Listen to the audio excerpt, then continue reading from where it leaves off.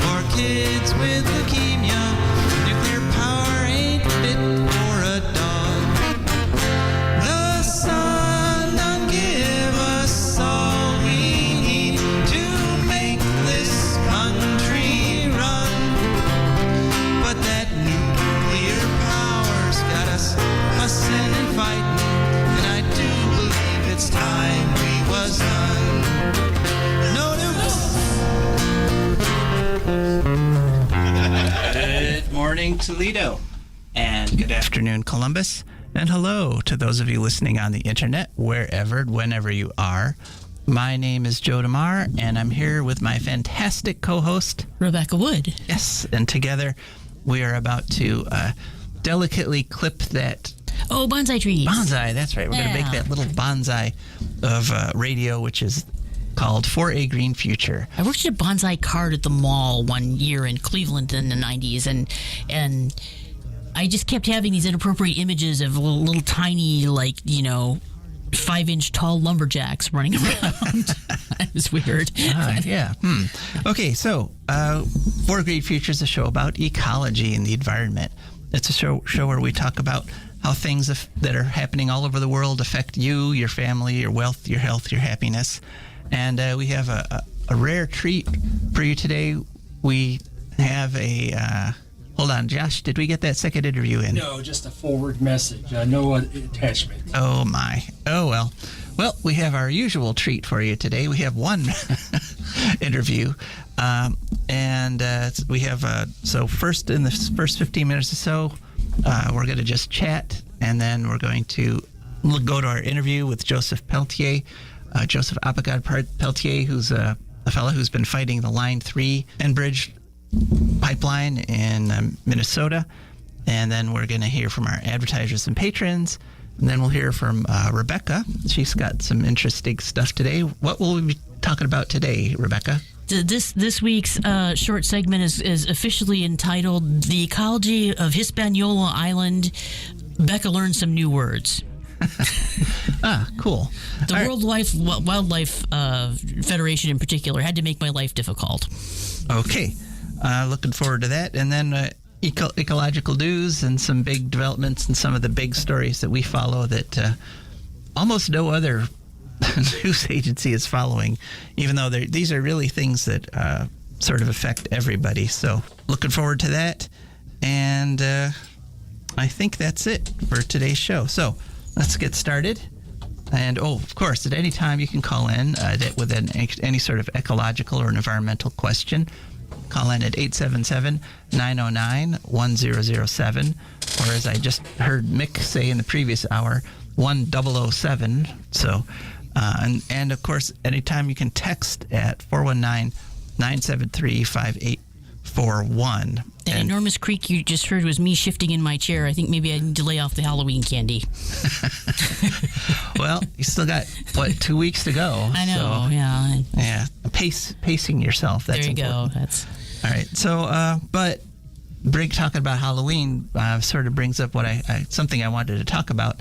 And usually on this show we talk about climate, the big patterns and global warming and so forth. But I wanted to talk about the weather for this week. I mean, today it's supposed to get up to 82 degrees. Curiouser and curiouser it is. Yeah, and I don't know if people have noticed, but this is the middle of October.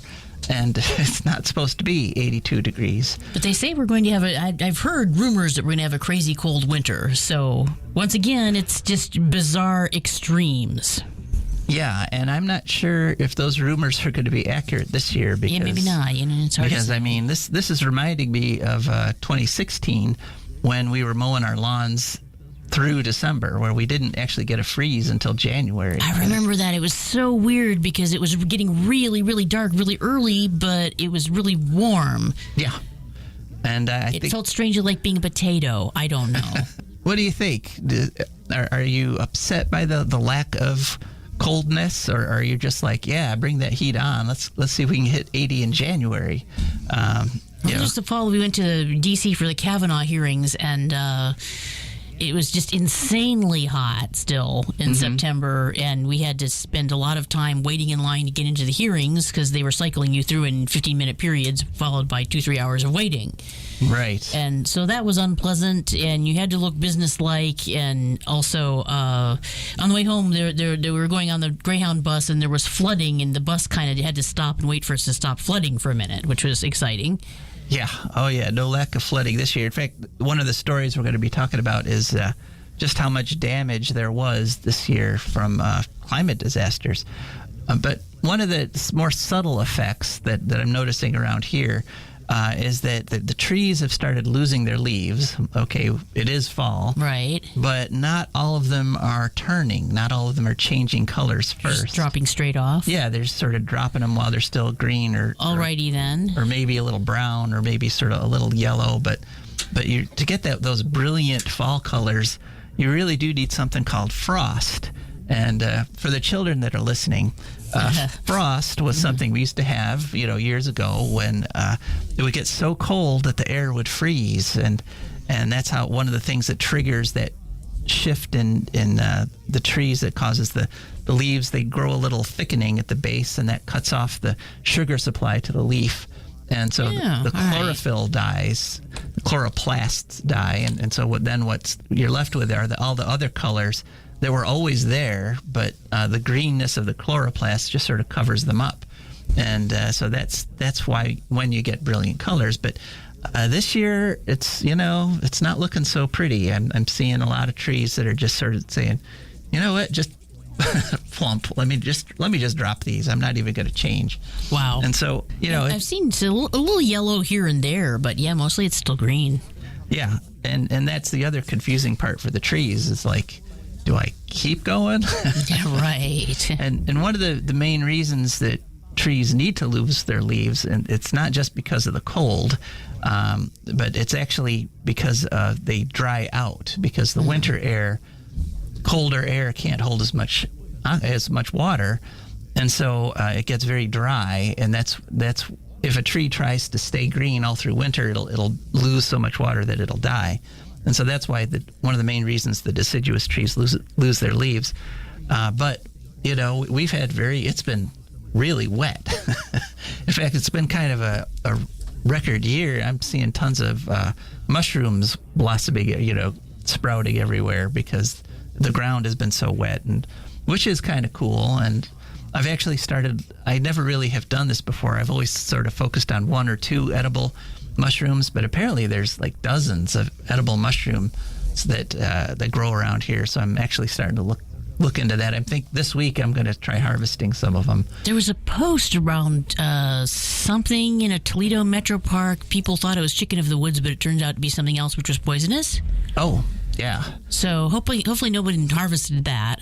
Yeah, that's the thing. If you're going to do this properly, you don't just watch the video on the edible ones. No. You also have to know what the lookalikes are. Yeah. And the difference, so it's a very you have to be very cautious when you start going into the mushroom thing. And I remember a news story about an Asian family that there was a mushroom, and it turns out it was the same species that they used to harvest in Asia, but the North American version was toxic.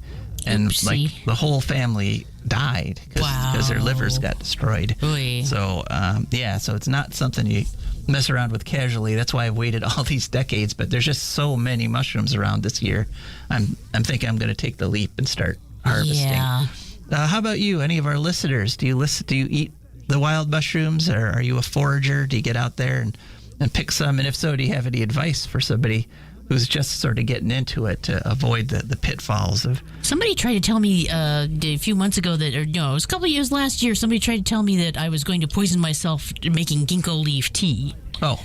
What on earth looks anything like it? I don't understand. I've known what a ginkgo leaf looked like since I was 12. There's nothing like, literally, it's its own family of tree or something. It's a genus, I think. No, it's more than a genus. I think it's a whole, like a family. Oh, really? A whole family? Oh, wow, yeah. Something. It's a higher classification. It's the only one. There's deciduous trees, there's coniferous trees, and then there's ginkgos. They're the dinosaur tree. Right. So that's his whole thing. I don't understand how you could possibly mistake a ginkgo for anything else. That's just, yeah. Right. So once I think this person was projecting their own level Their of fear, knowledge onto yeah. me. But the point is that once you actually do know, it's amazing how much you can just get from nature, because it's literally offering it to you every day. I know I'm going past mushrooms every day that I could be eating, so I'm gonna take the leap. All right, so we had 2 interviews lined up today, but unfortunately I didn't manage to successfully send one of them to Josh, and that was one that I did with Tim Judson of Nears, our good friends at Nears. And the reason I was talking to him is because I wanted an update on subsidies for nuclear plants in Biden's Build Back Better law. And make a long story short, the subsidies are still there. I might be able to play the interview next week. There is some good news that the subsidies have been reduced from hundreds of billions of dollars down to $35 billion, which is still Okay. a huge 35 billion more than they need or deserve. If you ask us, but- $35 billion, and it turns out almost all this $35 billion is going to go to Exelon and Energy Harbor. Oh, that's special. Our very own, corrupt companies here in the Midwest. Well, although I have to say, of course, that Energy Harbor hasn't been accused of or admitted to wrongdoing the way First Energy has, which Energy Harbor was part of First Energy, and the wrongdoings that First Energy did, they did while Energy Harbor was still part of First Energy. Richie. But First Energy itself is all fresh and new and innocent and like Okie dokie. like dew on a daisy. So It's like a little adorable little kitten. except of course they're about to be given, if this goes through, they're going to be given billions of tax dollars to prop them up because they are unsupportable economically. And so if people want to, this would be a opportune time to once again give a call to our very own Marcy Kaptur, who sits on the committee that is essentially making the decisions about how all these billions get distributed. And the whole thing on the news talking about the Build Back Better right now, and the whole way that the controversy up on Capitol Hill is being framed right now is, what are we going to cut? What things are we going to cut out of this whole thing? Because we've got the stubborn senators who are always there, who are saying, no, we're not going to spend $3.5 trillion. This is a very good place to cut. Some nuclear power plant subsidies are perhaps one of the least popular things in the whole of Biden's agenda. So, tell him, this is what we want cut. We don't want child care cut. We don't want, dental and health benefits for people cut. We want to cut those subsidies for those nuke plants, because it turns out that even now the amount that they're proposing to just give to these nuclear companies is, over the space of time, is something like 3 times the salaries of all the workers that work there.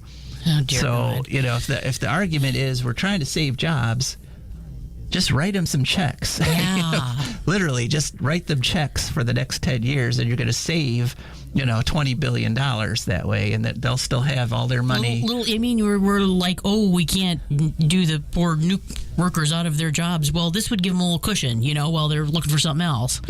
Yeah, just give them They could get several PhDs in that time special extended unemployment benefits. In fact, you could and ensure they'd never get a job again. right. You could ensure that you could even pay. You could even give them all raises. Right. Pay them more than they're earning now to Yes. not work at the Yeah, nuke plant. totally, And, yeah. and you would still Come be out ahead, saving like right. $20 billion. So, yeah. So I'm very sorry that I didn't manage to get the interview with Tim Judson. So maybe I'll play portions of that next week. But I did get an interview with Joel E.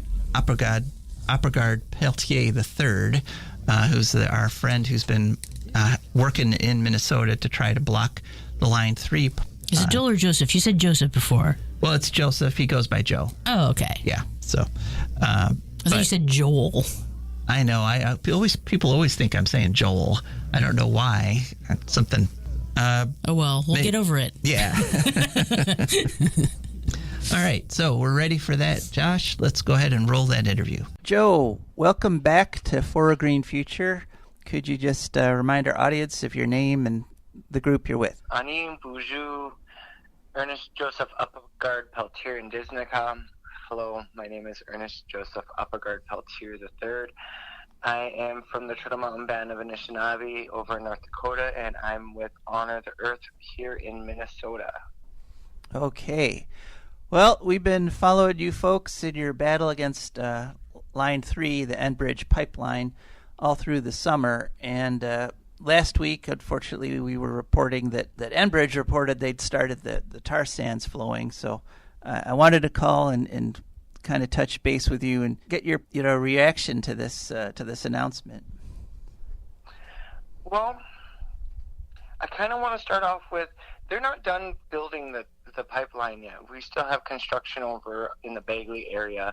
In fact, we just recently had a frack out in that area where the Firelight encampment camp actually has popped up their camp over in the Bagley area on Airport Road there, right across the way from where the Enbridge workers are putting in the line underneath Highway 2. So I think that that announcement was more of a red herring for their donors and their financiers more than just actually announcing that it was done, because I don't feel like they were actually flowing oil there yet. Now, wait a second, Joseph. Are you suggesting Enbridge might not be completely truthful in a public statement? Yeah. Well, we've seen it throughout all this summer that they're just willing to hammer out whatever they want in the media, and the local media establishments just allow them to say what they want. Me personally, I've been blocked a couple of my opinion letters to the editors over in the in the Bemidji area.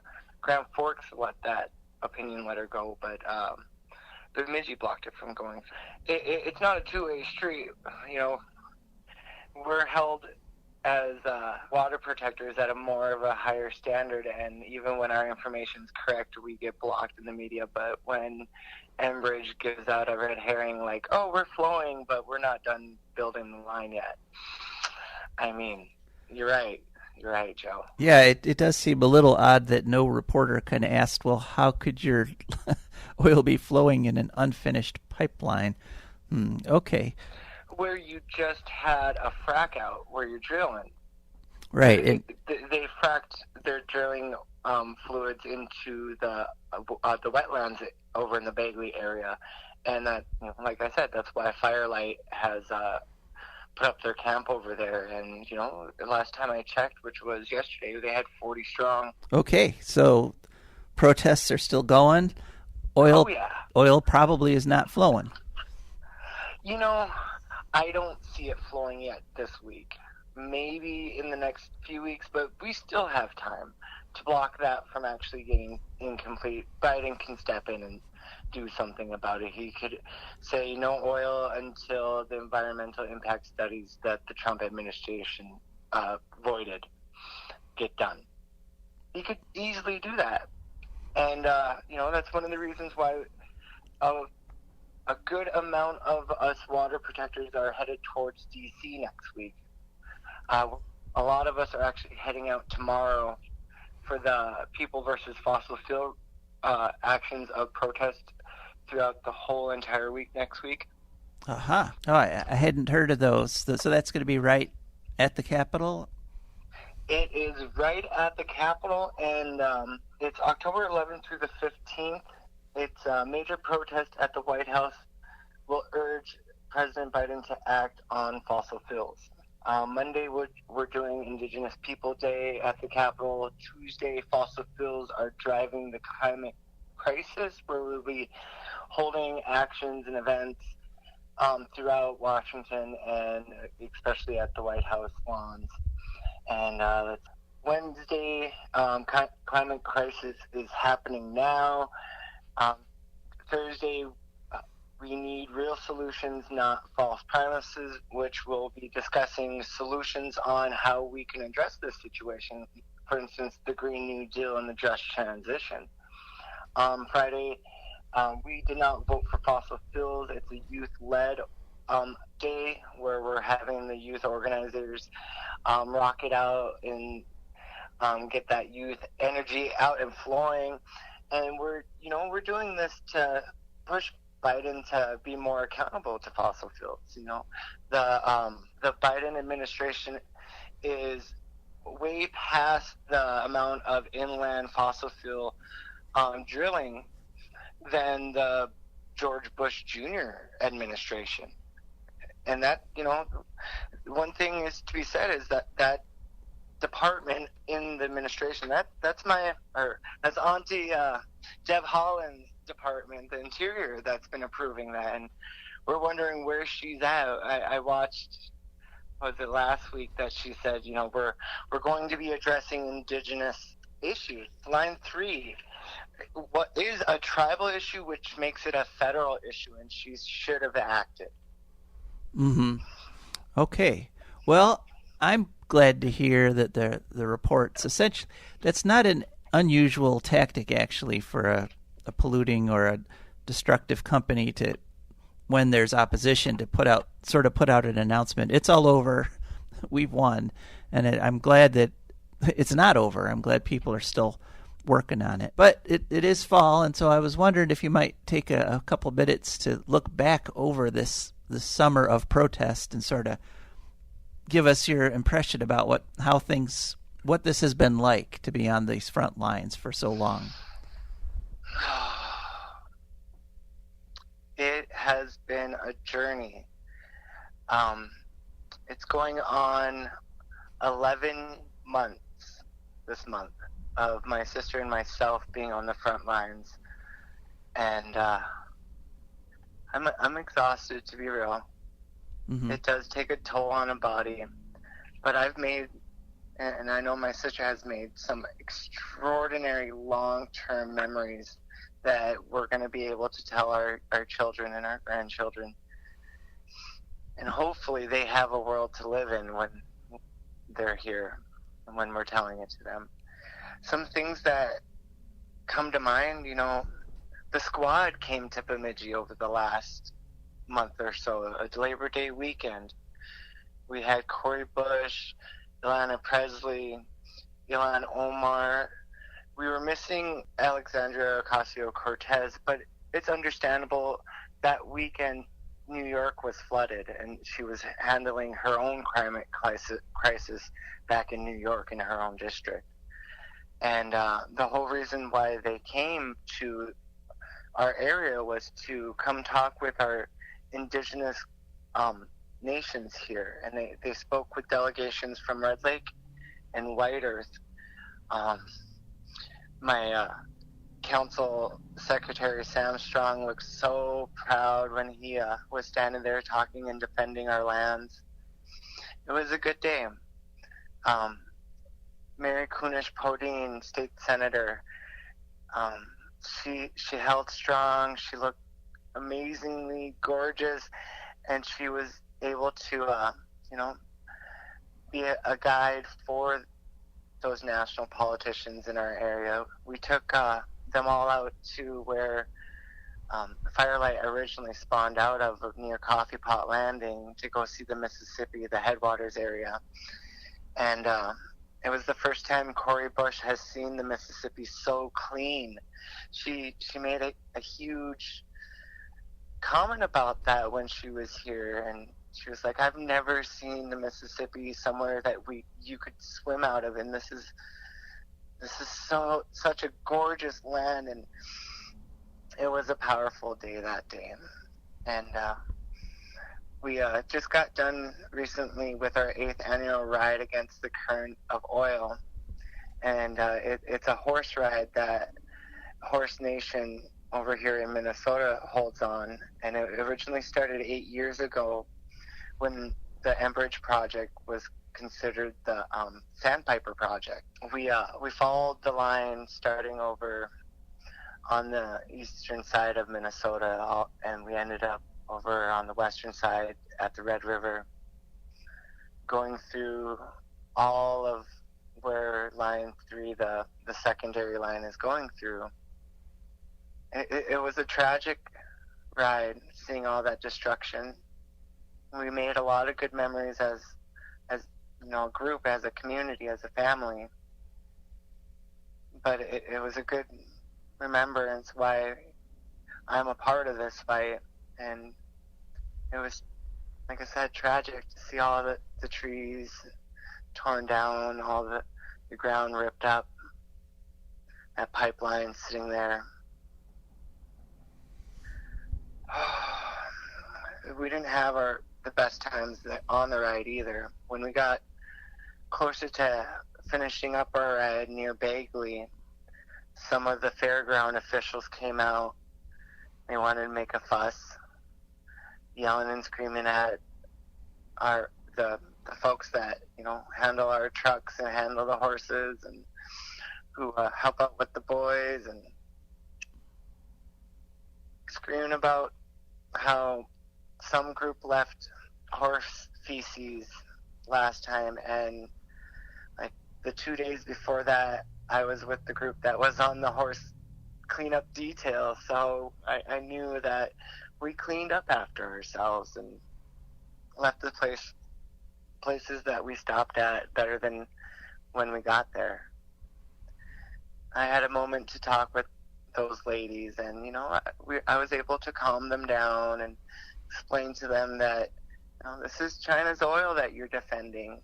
This is not for U.S. consumption, and this is mostly a Democratic line. And the folks that run Bagley's community, it's mostly right-leaning individuals. So when they understood that Governor Walz was the headliner for this, and that past Representative Colin Peterson for our area took $5,000 last year for his campaign and lost, that we weren't really fighting the Republicans. It was a battle against my party, the Blue, which is sad, which is really, really sad. And when we got closer to the Clearbrook terminal, the Enbridge terminal there, we had a couple locals pull their guns out on our boys, our miners. Those boys are miners. And they spat on the boys, they spat on a couple of our elders, and they chased Winona and my sister Gina and a few others, Horatia, on ATVs. Luckily, nobody ended up in the hospital. Nobody ended up getting shot. But it's that toxicity what Enbridge brought into northern Minnesota and helped exacerbate. And it's sad that we can't coexist for a simple horse ride. Yeah, oil seems to poison, not just the land, but the people too. I mean, and not just physically, but also, psychologically. It's, yeah. Well, so it sounds like it's been a long, hard ride that's not over yet, especially if you're off to D.C. Do you have any word on how the prospects for the court cases are coming? How are those going? I honestly meant to check in with our one of the movement's lawyers, Frank Bebo, today to just touch base, but my day ran away on me. We did win our case with the federal courts, so White Earth tribal courts can sue the DNR and a handful of other officials, protecting the rights of our wild rice. Oh, that's good news. Yes, so it was a step forward in that case. We held events when we got the notification. It was a great day. As for any court cases moving forward, we have a few in the back burner that have been working its way through the system. I can't quote any off the top of my head right now. Like I said, I should have checked in with Frank before we got on the phone here, Joe. Oh, but that's all right. That battle is not done, and it's winter time. We still have ongoing camps, and we're still asking folks to come out, but the battle is split between the legal battles and the on the front lines battles. And there are a lot in the back burner that are coming and will be brought forward. Okay, well, thanks. We're so grateful to Joe for that interview, and sorry for the moment of dead air there. But what do you think about what's going on over there in Minnesota? Give us a call at 419. Oh, no, you can text at 419-973-5841, or you can give us a call right now. Lines are open, 877-909-1007. And so now it's time to hear from our sponsors, our wonderful, wonderful sponsors. For Green Futures brought to you by the Wood County Park District. Wood County Park District is a natural resources conservation agency. They protect natural spaces, maintain quality green spaces, provide engaging programming, and they teach people to love and respect nature. They restore wildlife habitats, and they lead outdoor adventures. Wood County Parks protects natural spaces in Wood County for all to enjoy, from 8 a.m. to 30 minutes past sunset every day of the year. And there's several ways to get in touch with them. One is to call them at 419-353-1897. That's 419-353-1897. You can also go to their website, which is wcparks.org. And of course, they have a cool app, which you can download at any app store. Just search for WC Parks. And they have very active presence on many other social media, such as Facebook, Instagram, and so forth. All of which, of course, went offline for a little while this past week, but they came right back online. And so that's the Wood County Park District. Our show is also brought to you by our wonderful, fantastic, enlightened patrons. And these are people who have gone to patreon.com. That's Patreon. They searched for For a Green Future, and up popped our page. They looked at our various membership levels with all the cool pictures and descriptions in there, and they picked the membership level that fits their budget. And so every month a little tiny bit comes out of their checking account and comes over to us, and that's how we can bring you this show. So that's patreon.com, and please consider becoming a patron for a Green Future. All right, so now the show is just racing along here, and it's time to hear from Rebecca. So, the island of Hispaniola. Yes, yeah, obviously it's still Hispanic Heritage Month, plus tomorrow's going to be Columbus Day. Right, okay. And Hispaniola just so happened to be where Columbus first landed. Aha. So it was one of the first countries to absorb his impact, which Right. was kind of a rough time, as I understand it. Hispaniola is the second largest island in the Greater Antilles, which is Cuba, Puerto Rico, all of them, which is where I started learning new words because apparently it's located in something called the Neotropics. Now, I thought, what is that? Did it not used to be the tropics? I thought it was always the tropics. Right, neo be new tropics. So. Yeah, but no, that's a term opposed to the paleotropics in Africa and India and places, and it's all just based on when white people found out about it. So the neotropics are not, in fact, any newer than any other tropics. Right, okay. We started paying attention to them later. After. So it's, and we think we're the center of the universe, and we're so that's a stupid name. I can't believe they're still using it. But it was originally inhabited by the Taino native peoples. Really, Taino, you think mostly Puerto Rico. They're the ones who have really claimed the title, and I think Boricua or La Borincana is a reference to the Taino name for the island of Puerto Rico. But yeah, I read someplace that there's still a fair amount of genetic heritage that people on Hispaniola have. You probably know Hispaniola as the Dominican Republic and Haiti. Right. Which Haiti comes from the Taino word Haiti, which means land of high mountains. It refers to the mountainous part of the island, the western part. Whereas, like the eastern part, the Taino is referred to as the queen of all lands. So I guess they liked it there. Right.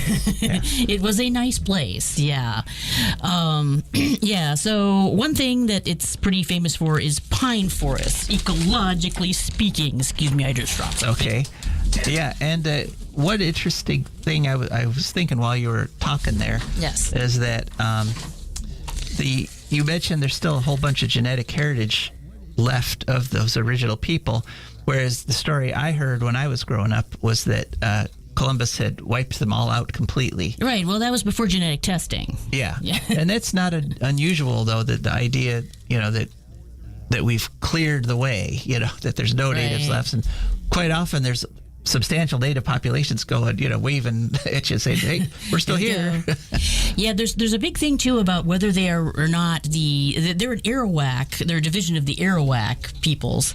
Their Caribs were their great rivals who were always attacking them. No one's sure if the Caribs are Arawaks or not. They defined as different peoples. People can't really tell if their languages are the same or different because the Caribs kept kidnapping Taino women and are breeding with them. So a lot of little baby Caribs were learning some combination of Carib and Taino. We think.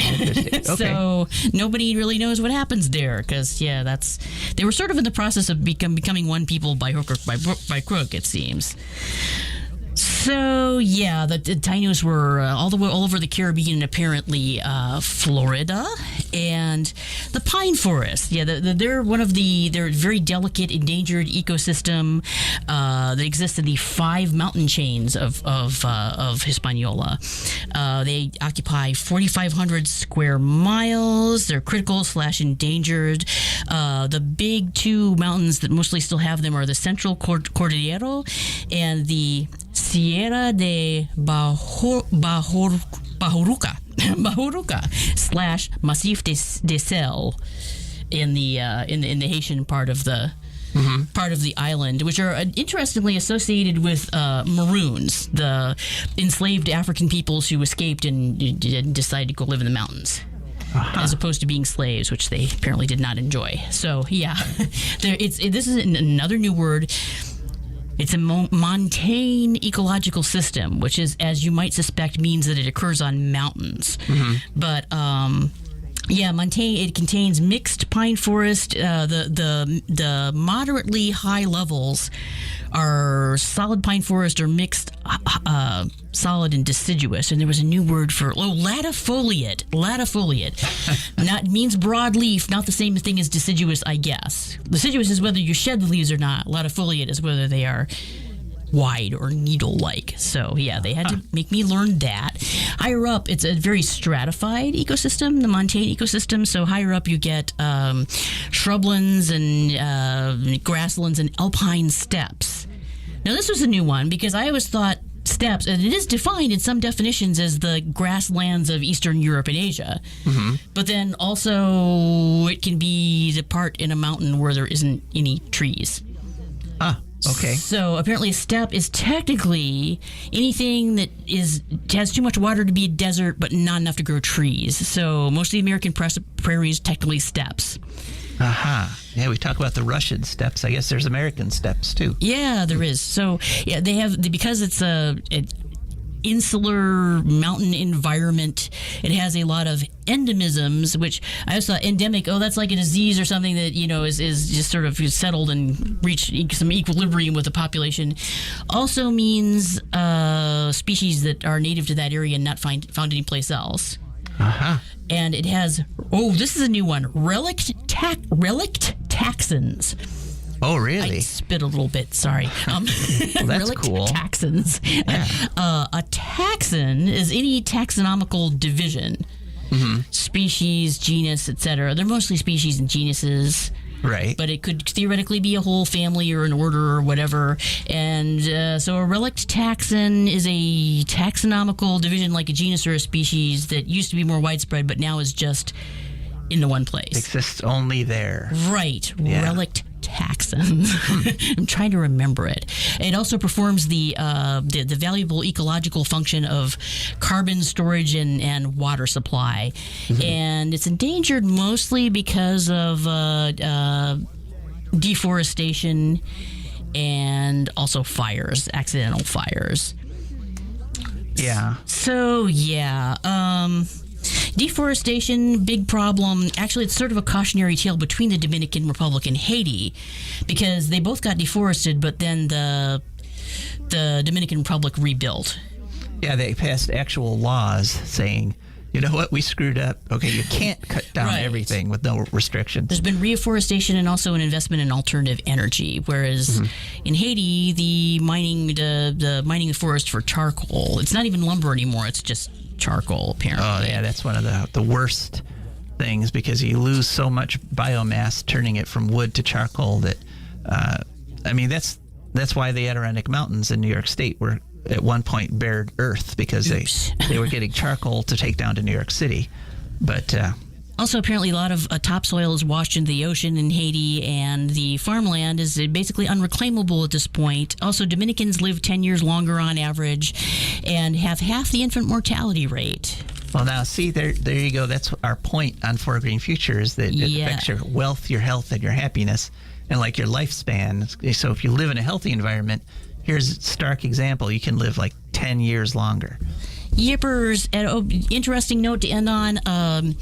Hispaniola has manatees. They're in trouble. They're in serious trouble, and also they're smaller, leaner, and more evasive than Florida manatees, mostly because people eat them for meat. You'd be evasive too. Yeah. So they got lean, mean manatees there. They do, yeah. I did not know that. I did Tricksy not know. manatees. Yeah. Cool. All right. Well, thanks very much, Rebecca. Now, on to our ecological news segment. First story, I'm sure you may have heard of this. The mainstream news covered it quite a bit.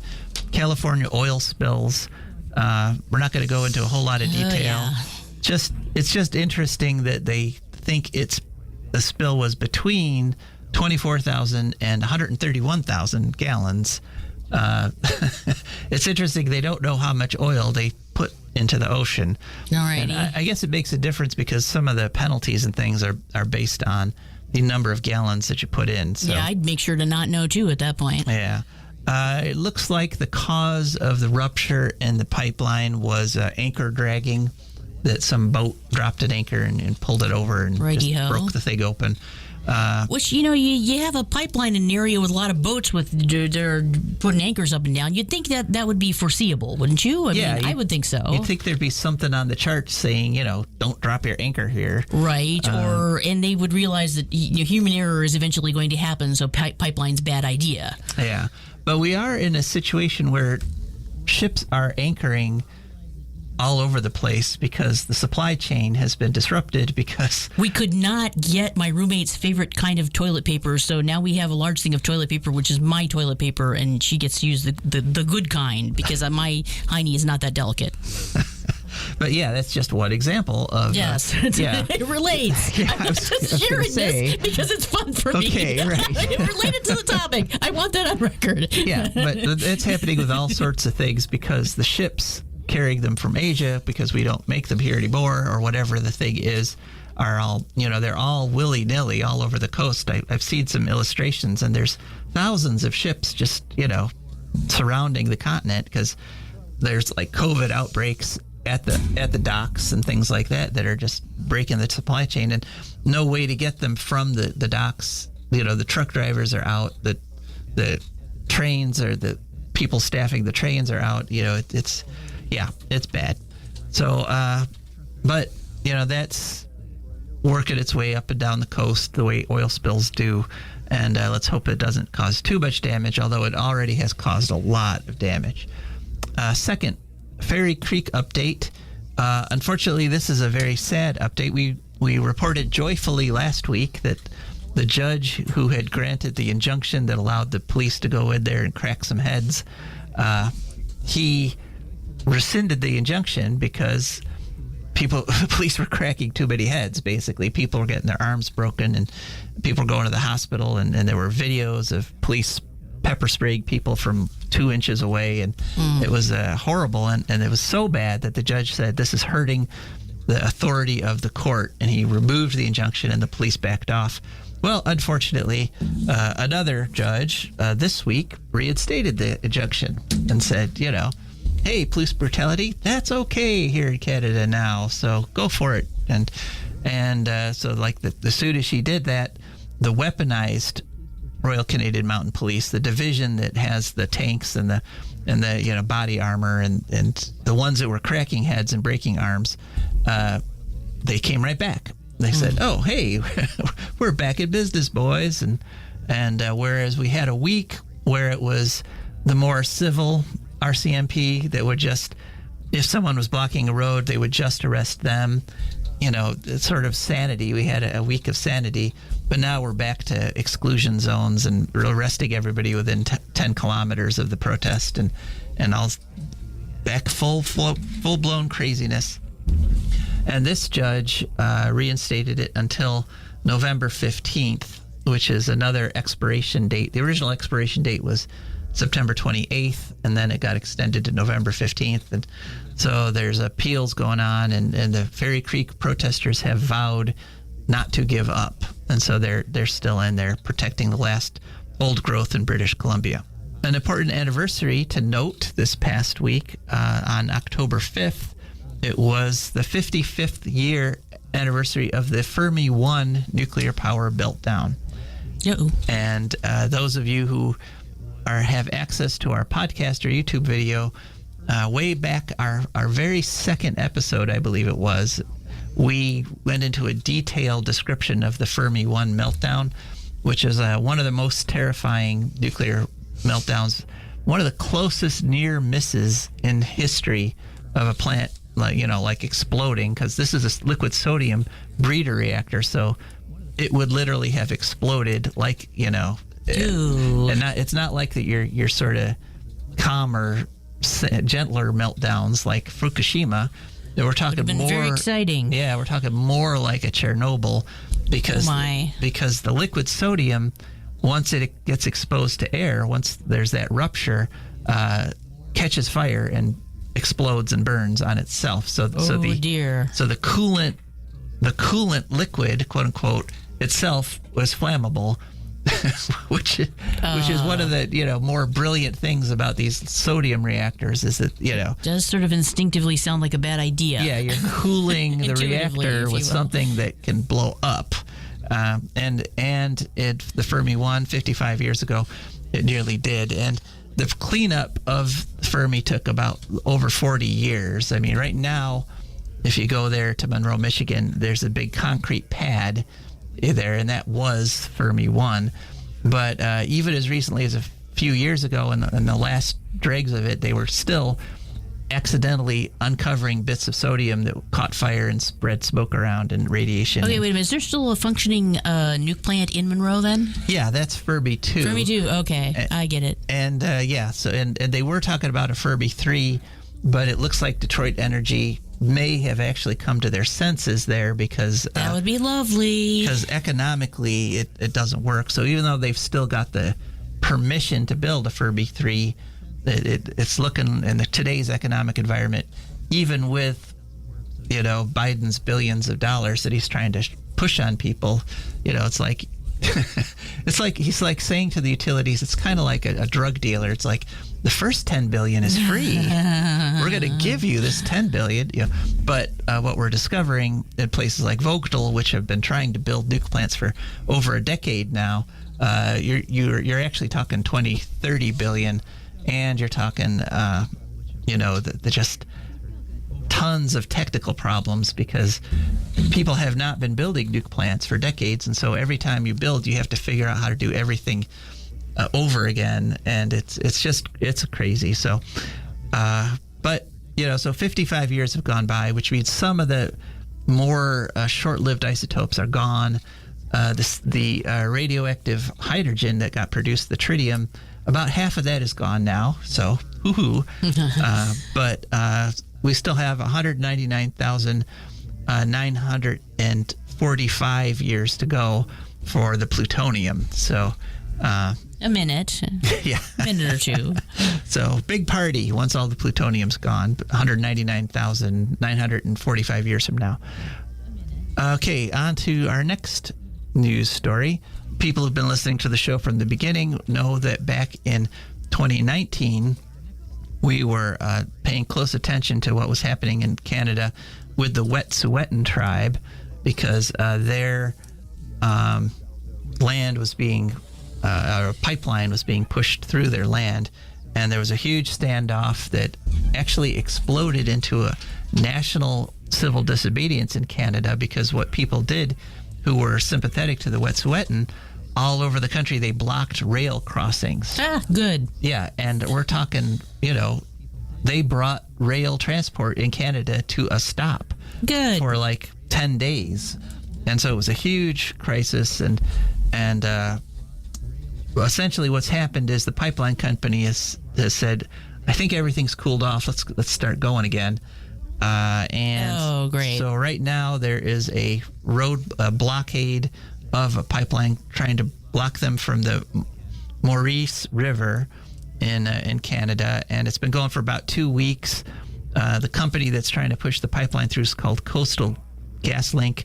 There's been 2 arrests so far, but the weaponized RCMP are all over it in British Columbia at Fairy Creek. So it's basically that conflict has heated up again, and we'll see where it goes. They're blocking the pipeline workers with school buses. They got old school buses and blocked the road, and they've got some fire going there on the road, and they're holding fast so far. They've been there almost 2 weeks. We'll see if they can hold it and how well that goes.